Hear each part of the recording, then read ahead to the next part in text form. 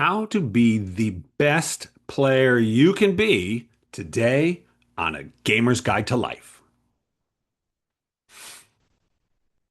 Hi, this is Bill Kenower, award-winning game writer, author, and creativity coach, and I hope you hit like and subscribe because today, oh, it's confession time, people. Yes, it is. I've had to come around to the realization, to the understanding, accept that sometimes yes, I, your old pal Bill, I am a bit of a problem player. It's true.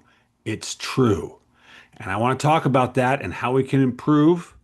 If maybe you're a problem player, you might be. We all can be, maybe. So, what do I mean? Why am I a problem player? Is it because I don't know the rules? No, no. Oh, I know those rules. I know 'em. I like them. I will read rules just for my own entertainment. Yes, I will. So that is not the problem. Now, uh, there are people who don't know the rules, and they're a bit of a problem. But no, that's not my problem. No, it is not. And am I a problem player because I don't know my character? Of course not. If I know the rules, I know my character. I know him inside and out, and I like to play with him. I like to see all the cool things he can do, exploit it, manipulate. Yes. So, oh, I know my character. And am I a problem player because I don't really get into role playing? No, I do role play. In fact, not only do I sometimes do the voices and stuff, if it seems right, but also based on, if you listen to an earlier podcast I did, an earlier episode I did, I have been more and more leaning into letting my characters make silly decisions based on who they are and their preferences and so on, and watching the fun that ensues from that. Yes, I am. So I've gotten even better, I think, at role playing as a player in the recently as I've played more and more. And am I a problem player because I'm not fully committed? No, no, no, no. I show up ready to play. Ready. I'm not on my phone. I'm not distracted. I'm there. I'm locked in, fully committed. Yes, I am. No.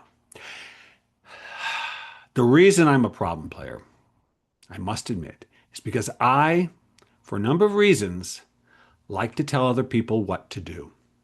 I do. And I do it a little bit too much. Now, listen, everybody at our table will sometimes make suggestions for what other people can do. So, this is not something that's completely out of the ordinary, but if polled, I guarantee you all the other players at the table would say the one who did it the most is yours truly. Now, there's a couple of reasons for that. There's three, really. One, I'm used to being a dungeon master. That's really where I'm happiest. I like to say that I like playing, but I love running. It just fits me, and it's where I really thrive, and it's what I forward to the most. But I do like to play, and it's good for me for a lot of reasons. It reminds me what it's like from the other side of the DM screen, and I learn things about the game that I forget when I'm just DMing. And also, I just like to play. It is fun to play. So that's one of the reasons, though. As the DM, though, you have a lot more control, and you can, and as the DM, of course, you control all the characters, the non-player characters, the monsters. You have complete control over them, the way a chess player has complete control over all his or her chess pieces.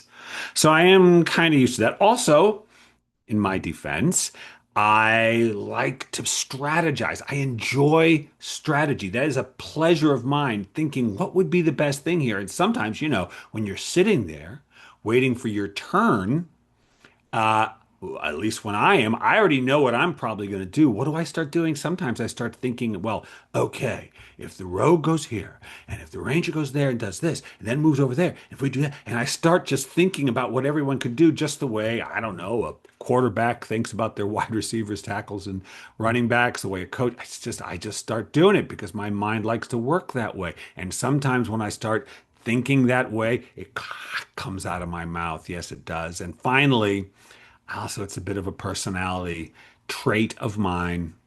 I just, am I bossy? Maybe. My wife thinks I am sometimes. Sometimes, not always. I have a bit of a captainish energy about me. It's part of what makes me a pretty good teacher, a pretty good DM, but you got to watch it. My father-in-law, before he passed away, he was a very good teacher. His problem was when he wasn't in a classroom, he kept wanting to teach. And teaching works when you're in a classroom, not at the dinner table. There, it's a conversation. It's different. So you got to be able to shift. You got to wear different hats. And so I know it's a problem because I can feel the energy, how it affects the energy at the table. I can feel it. And I don't want to bug the other players. I don't want to piss them off. And I do a little bit sometimes. I recognize it. And I know and I always recognize it when I've gone too far. And recently, no one said anything to me, but I've just noticed it myself. And I do believe that as a player, look, as a DM, you are, I think, in terms of the division of responsibility, the DM for the whole game, I would say is easily 50%. If I have 7 people in my game, one DM, 6 players. I think when I'm the DM, even though I'm only 1/7 of the participants, I feel like I'm at least 50% responsible for how the game goes. Not just for what's designed, but also just the flow of the game, the energy of the game, the challenges, of course, presented to them. DM is very responsible, but the other 50% is on the players. And all those things I mentioned, all those aspects, knowing the rules, knowing your character, getting into character a little bit, and not telling other people what to do. All these things can affect the game. It's true. It can be a problem if you don't know the rules. It can slow the game down. If one game, the player says, Bill, I want to get out of melee. And I say, okay, make an evade roll. You got to make an evade roll to get out of combat. And if you don't, they get to hit you. Okay, they make the evade roll. Next week, Bill, I want to step out of combat. Okay, you got to make an evade roll. I do? Yeah, you got to make an evade roll. And oh no, you didn't. Now they get to attack you. They get to attack me? Yes, they get to. And then next week, same thing. Okay. Slows the game down. If you don't know your character, it slows the game down. If you got to keep reading your character to figure out what they do, and you don't realize they can do that, you weren't paying attention, you don't know, it slows the game down. Not intolerably, but it does. It's nice if the other players don't have to wait a long time for their turn because you're trying to learn your character. That's your responsibility. And it's your responsibility as a player to show up and be engaged. Don't be on your phone. You know, don't be don't be distracted. Don't you focus on the game. Really bring your full self to the game because the more you do, the more energy there is at the game. And I know sometimes some games, because of how they're going, can be harder to pay attention to. But I do think it's we are responsible for being as present as possible. And I think also to some degree to role play to some degree as much as you're capable of doing so. Certainly to get into character in terms of liking your character and thinking a little bit about how they would behave beyond just funny voices and funny hats and so on. And of course, if you can, avoid, like me, telling other people what to do. But let's say you're like me and you've got this habit, which it is. It's just a habit. What do you do about it? What do you do about it? Well, here's my recommendation. This is what I'm doing about it.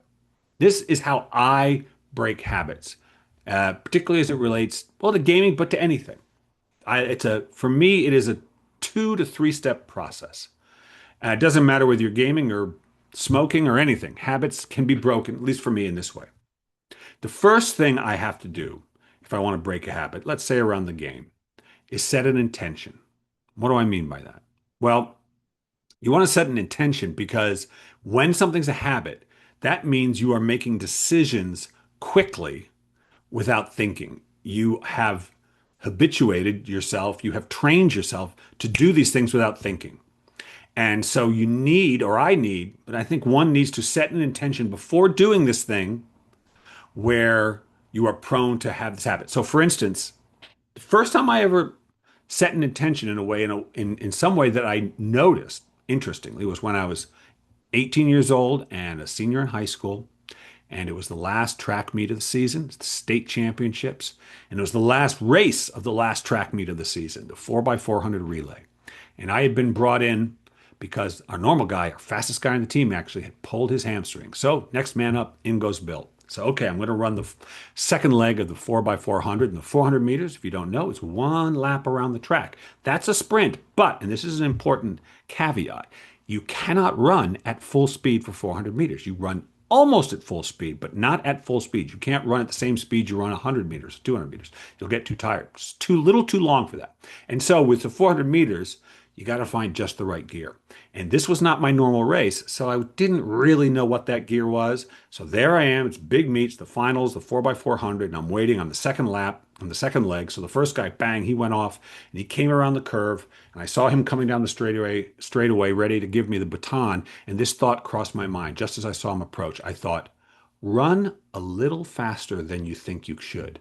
Run a little faster than you think you can and make it all the way around. That was the thought I had. Boom, he gives me the baton, and it was the best race I'd ever run because I set that intention. I told myself what to do, and I was thinking, go a little faster, go a little faster. Stayed with me. Years later, ironically, as you will see, years later, I'm doing a lot of public speaking and talking to a lot of writers groups. And I'd done this early on in this little journey of speaking to groups about creativity and writing. I spoke to this one group and it didn't go that well. I felt like I wasn't connecting with them. And so, in an attempt to connect with them, I just spoke louder and faster, kind of just cranked up my own energy, and it didn't work. I felt like I lost them. I didn't feel good. It just wasn't a good experience. And I remember walking home from that thinking, I don't want to do that again. And so the next time I was going to give a talk, drove out to this group, this writing organization, and they invited me to talk. And I was sitting there waiting, having dinner with them. And I had this thought. I said, go slow. I told myself, go slow because I am kind of a fast talker.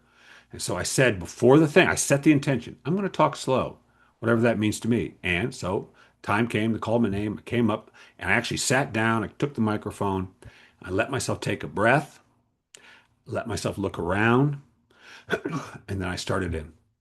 I started talking at a pace that was slower than I was used to, and the talk went great. I was so much more relaxed. I had so much more energy. I felt I connected with them more. I set an intention. And so before I play, I have to set an intention because just left to my own devices, I won't think not to tell them what to do. So I got to say it beforehand. Before I start playing, I just got to remind myself, let them be. Let them be. There's a popular self-help book that's been out for a few years called The Let Them Theory. And that's basically what I'm doing. Just let them play. I have to say to myself, let them do it, Bill. It's okay. You can think about what they're going to do, but don't tell them. Let them. And if I set that intention, I'm much less likely to do it. When the moment comes, usually it's in combat, it's almost always in combat, where I'm starting to strategize in my mind what everybody can do. If I set the intention beforehand, I'm less likely to do it in the moment. And then the second phase to changing this habit in gaming, the second phase, just as important.